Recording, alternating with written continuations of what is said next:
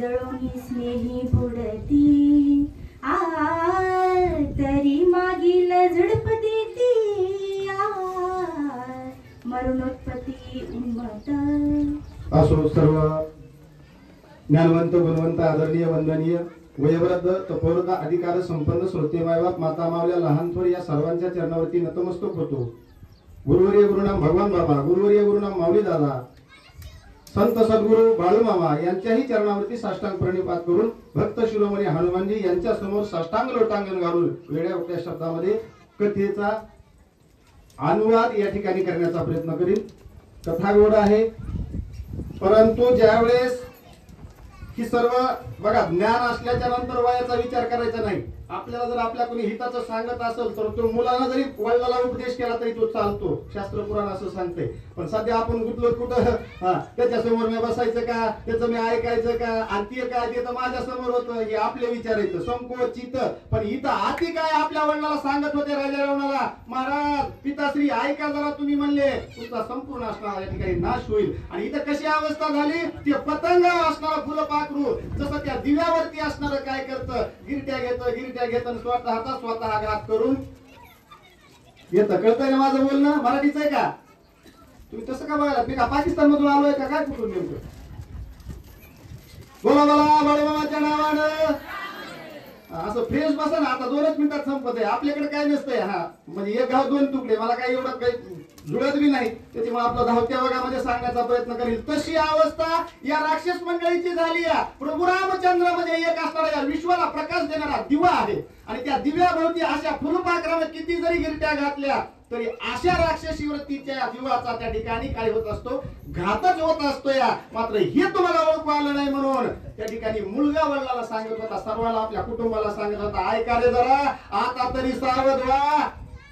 असं माणसं म्हणतात का नाही, झालं गेलं विसरून जा, पण आता तरी पुढे झालं ना 60 झालं 50 झालं, आता तरी पुन्हा तिकडे असणारे बांधाचे दगड कुठं उचलतात, आता तरी या नाही इकडे यायचं कळतंय का नाही, इकडे पाय येतच नाही। म्हणून मी सांगत असतो जवळ आपल्या अंतःकरणामध्ये आहे काय ताप, त्याला गोड वस्तू पण कशी लागती, कडू लागती, बरोबर आहे का? मग तसं जोपर्यंत आपल्या अंगात आहे पाप तोपर्यंत मनुष्य इकडे येत नाही। पण कधी येतो, जो वेळेस जातोय अंगातलं पाप त्यावेळेस मनुष्य इकडे धर्म मंडपाकडे येतो आपोआप, अशी अवस्था होती। तसं इथं हा उपदेश त्या ठिकाणी आणि आती काय करत होते, अभिलाषिता सीता सती विरोधिता श्री रघुपती रावणा मर्सी गर्वमती सैन्य संपत्ती समवेत, सैन्य संपत्ती समवेत। कसं म्हणत होते, सैन्य जाईल संपत्ती जाईल, बरोबर आहे का? तू का म्हणे ज्याची संपदा एवढी सांगा ती कवडी गेली नाही, ती सर्व इथं ठेवावं लागेल महाराज। आणि गर्वामध्ये उन्मत्त होऊ नका, पुत्र मुलं बाळ सर्वांची तुम्ही या ठिकाणी भराडी करणार आहेत, आणि या गर्वामध्ये राहून जी काही असणारा अभिलाष धारण केला, मर्यादा पुरुषोत्तम प्रभू रामचंद्राचा पत्नीचा तुम्ही अभिलाष धारण केला का, याच कारणानं या लंका नगरीला या ठिकाणी काय होईल, त्या ठिकाणी असणारा अग्नी त्या ठिकाणी असणारा धडकल्या जाईल, नवे नवे सर्वांचा अंत होईल, असा उपदेश त्या ठिकाणी। आणि आती काय करतात, रावणा देखता लंकेत कपीने केला ती आकांत, तेही न माना तुम्ही समस्त गर्वोन्मत्त मरणार्थी, गर्वोन्मत्त मरणार्थी। मरणा करता तुम्ही गर्वामध्ये उन्मत्त झालेला आहे। तुमच्या समोर कपीनं एका वानरानं त्या मारुती रायानं हनुमानजीनं येऊन सर्वांच्या समोर म्हणले किती पराक्रम केला, सर्व अशोक वाटिकेचा विध्वंस केला, अनेक राक्षसांना त्या ठिकाणी असणारं गतप्राण केलं, इंद्रजिताला सळोखापळ करून सोडलं, आणि हे सर्व घडले तरी तुमचे डोळे उघडत नाहीत। म्हणून म्हणावं लागले, उठा जागे वारे आता, स्मरण करा पंढरीनाथा, भावे चरणी ठेवा माता, आणि चुकली व्यथा जन्माच्या व्यथा चुकवायच्यात का, मग येऊ माता कुठंतरी ठेवावा लागतोय। आता जाग येवा म्हणजे तुम्ही म्हणता आम्ही तर डोळे न बघतो, पण जागा कशाने व्हायचंय, कशाचा विसर पडला या, विसरली तया थोडं झाली हानी, पचतील खाणी 84च्या, त्याला जर विसरलात का मग पुन्हा किती खाणीमध्ये जाऊन पडावं लागतंय काय सांगता येत नाही. कारण एक एक येवनी कोटी कोटी फेरा मग लागे वारा मनुष्याचा. चुकली या वर्म फेरा पडे शेवटाची पाळी एक मनुष्य देह या. आणि जर इथून मी वर्म चुकलं का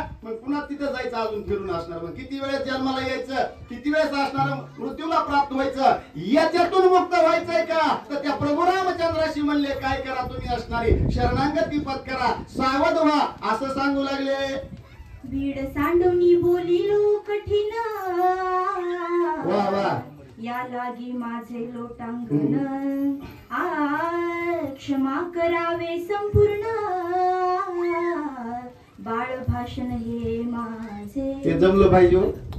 काय म्हणलं माहिती का मुलगा वडिलाला पिताश्री बाळ भाष्य बालिश बुद्धी माझी असणारी. मला काही एवढी त्याची जाण नाही. मी काही कठीण वचन जर बोललो असलं तुमचं अंतकरण जर दुखवलं असलं तर मी तुम्हा सर्वांसमोर लोटांगण घालतो.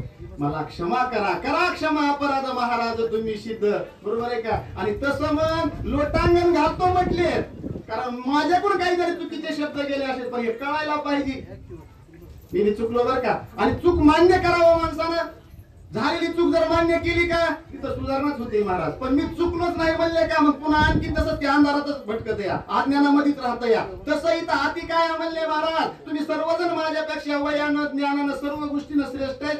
मी आपला अपत्य बालभाष्य आहे माझ्याकडे बालिश बुद्धी आहे. मी जर चुकलो असलो तर तुम्हाला या ठिकाणी लोटांगण घालतो. म्हणून तर मी सांगत असतो बंधन असलं पाहिजे काहीतरी जीवनामध्ये काहीतरी मर्यादेचं त्या ठिकाणी पालन असलं पाहिजे. तसं या सर्व गोष्टीची जाण अति कायाला होती. आणि म्हणून करता म्हणले सर्वांना मी काय करतो लोटांगण घालतो. मला क्षमा करा. पुढे बोलतात स्वहित नायके दशानन अति कायासी आले रुदून अश्रुपूर्ण झाले नयन धरुनी मौन राहिला. धरणी मौन राहिला. कसं राहिलं मौन धारण केलं अति काय नाही. डोळ्यावर घळ अश्रू आले. धर्माचं सांगत होतं ना चांगलं सांगत होतं ना सत्वगुणी होतं ना. पण हे कुणाला पटाना गेलं ते आपल्याकडे म्हणतात ना आमच्या कुळी कोणी नव्हती आईशे. बरोबर आहे का. हेच कुळी जन्मले म्हणतात. एखाद्या लेकरानं मंदिराची वाट धरून तेवढे काय बाळा कुठे निघा चाललो मंदिराकडे फिर माघारी. ते आपलं काम आहे काय ते ब्राह्मणानं ते पोत्या वाचव ते बाकीच्याचं काम आहे. तू चल इकडं जाऊ देतात मुख्य काय आहे ना तुम्ही. मला वाटतं प्रत्येकाने लावलाय काय की आपला एक तिकडे आळंदीला लावलाय का. नाही नाही नाही बाबा ते आपलं काम नाही म्हणतो. तसं इथं अति कायाला दुःख झालं महाराज. डोळ्या वाटत घळघळ अश्रूच्या धारा वळू लागल्या आणि पुढचं भविष्य दिसू लागलं. काय करावं कोणी ना ऐकती शब्द आहे तुकाराम महाराजाचा. माझा अधिकार नाही म्हणायचा त्या ठिकाणी असणारा. पण ते म्हणले कोणी ना ऐकती भटकीची. हे ऐकत नाहीत म्हणले त्या ठिकाणी हे विसरलेत आणि म्हणून यांची हानी होईल म्हणले. हे महाराजांनी शब्द वापरले. तसं इथं अति कायाला रुदन आलं रडू येऊ लागलं. आपलं अख्खं कुटुंब आपल्या वडिलासहित आपल्या बंधूसहित सर्वांचा घात होणार आहे. म्हणून त्या ठिकाणी दुःख करू लागला. कारण कुळामध्ये एक जरी सात्विक आला का कारण हा अति काय आपुलिया हिता जो असे जागता धन्य माता पिता तयाची कुळी कन्या पुत्र होती जे सात्विकन तयाचा हरिक वाटे देवा. अशी अवस्था होती. पण हे कुणालाही पटत नव्हतं. पालत्या घागरीवर किती जरी पाणी ओतलं तरी उपयोग नाही. पर्वतावर धो धो पाऊस पडावा आणि नंतर काय हो पर्वत कोरडाला कोरडा. तशी अवस्था अति कायाने यांची पाहिली म्हणून दुःख झालं. दुःख पावेल निज माता ऐशी या भोलाची कथा येऊ निधीच्या वाक्पथा ऐती मौनता राहिला. मौन धारण केलं अति कायानं निज मातेच्या जवळ आले आपल्या. आणि या ठिकाणी म्हणले सर्वांचा काय होणार आहे या ठिकाणी घात होणार आहे. सर्वांना दुःखाची प्राप्ती होणार आहे म्हणून मौन धारण केलं. कारण किती जरी बोललं तरी एखाद्या गोष्टीचा जर परिणाम तू कर वटवट मी आहे राम भटत काय तुम्ही मग तुम्ही तसंच आहे. तुम्ही म्हणता एकटा करतो वटवट काय करायची थांब जरा कधी होती संपत्ती करी आरती होती कवी आम्ही महाप्रसादाच्या पंक्तीला तुमच्याच तोंडाने म्हणतात का. तर तसं नाही या ठिकाणी हे व्यर्थ आहे म्हणले सर्व असणार. म्हणून मौन धारण केलं. आणि बघा तिथं जर काही परिणाम होत नसेल का चांगलं सांगून जर आपल्याला काही त्या ठिकाणी त्रास होत असेल का तिथं नाही सांगितलेलं बरं आपल्याकडे एक मन आहे ज्याचं करावं बरं ते म्हणतं माझंच खरं सरळ सांगा गेलं की उलट टांगाय. मग तशी अवस्था अति कायाच्या लक्षात आलं. आता आपण इथं मौन धारण केलेलं बरं म्हणून सांगू लागले ऐकोनी अति कायाचे वचन जीवी खोचला दशानन इंद्रजित आणि खोचले प्रधान प्रतिवचन न देते. खोचत हो, पण ते काय होत असतं या जरी कळालं का वर्मावर बोट ठेवलं आपलं हित विकळलं तरी माणसं दाबून धरते. इथं सर्व होते, इंद्रजित होते, राजा रावण होते, जे काही असणारे प्रहस्त प्रधान होते, ख्यातनाम मंडळी होती ही महाराज. परंतु त्या ठिकाणी असणार काय झालं, सर्वांना कळून चुकलं. आता आपल्याला हे आपल्या वर्मावर बोट ठेवलंय म्हणले, पण काय करायचंय आता आपला विलाज नाही. आणि मग त्याच्यामुळं या ठिकाणी असणाऱ्या सर्वांनी खाली माना घातल्या, कारण बोलून बोललं म्हणले पण कामाचं बोललं कडे, बरोबर आहे का. आणि मग तसं या बघा, कुळ राक्षसाचं होतं पण वरती कशाची होती, अति कायाची, हिताचं सांगत होतं. म्हणून यांना वाटलं की आपल्याकडे जन्मलंच कसं. माणसं काही काही कुटुंबात विचार करतात, यांच्या कुटुंबात कुणीच नव्हतं, आजोबा पंजोबा खापर पंजोबा कुणीच नव्हते, म्हणजे कुटुंब जन्मलं असा विचार सर्वाला आला. आणि आपल्या कृत्यावर त्या ठिकाणी त्यांनी खाली माना घातल्या. एका जनार्दना शरण श्रोत्या वक्त्या पडले मौन. सुंदर कांड झाले संपूर्ण श्री जनार्दन निज कृपा. श्री जनार्दन निज कृपा.